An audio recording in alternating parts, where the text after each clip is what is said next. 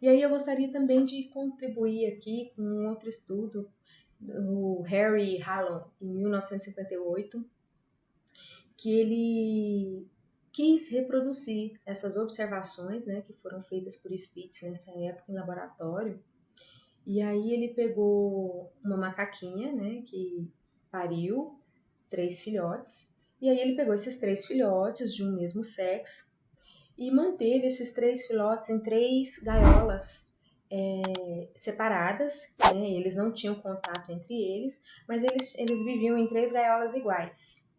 Eles recebiam a comida no mesmo horário, eles tinham o banho de sol no mesmo horário, a mesma quantidade, a água no mesmo horário, era tudo trocado, higienizado, seguindo os mesmos critérios para que realmente esse estudo fosse um estudo cientificamente aceito, né?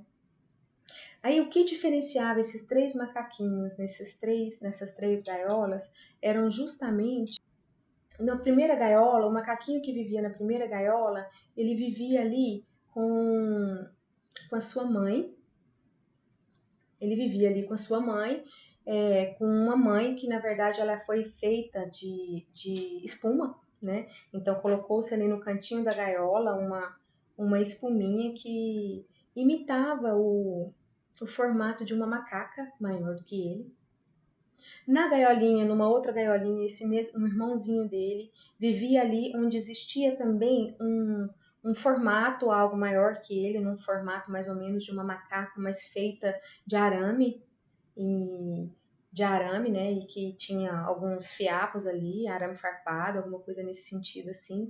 E o terceiro macaquinho, ele vivia numa gaiola sozinho. Na verdade, lá não tinha nada que lembrasse ele que pudesse ser, por exemplo, a sua mãe macaca, né?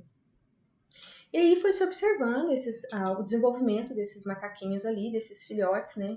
E foi se percebendo que conforme eles foram se desenvolvendo, eles começaram a adoecer.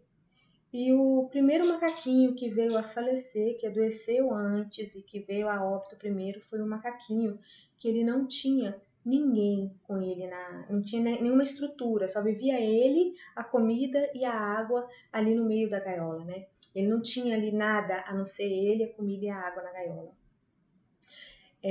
Depois dele, o que veio a falecer era um macaquinho que dentro dele tinha ali aquela estrutura em formato de arame farpado.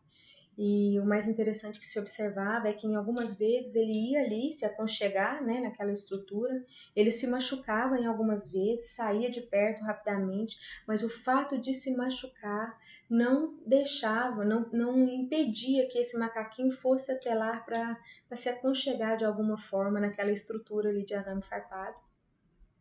Então ele foi o segundo que veio a adoecer e a falecer, né? E por último foi o macaquinho que tinha ali a estrutura almofadadinha, né? Almofadinha, em formato ali de macaca, né? E aí se concluiu que através dessas duas experiências e essa reprodução em laboratório com os macaquinhos, de que carícias, né? Que o reconhecimento ele é tão importante quanto justamente as necessidades básicas sólidas que nós precisamos para viver, como a água, como a comida, né? E o interessante disso é que existe até uma frase, né, que se diz assim que um beijo é melhor do que um tapa e um tapa é melhor do que nada.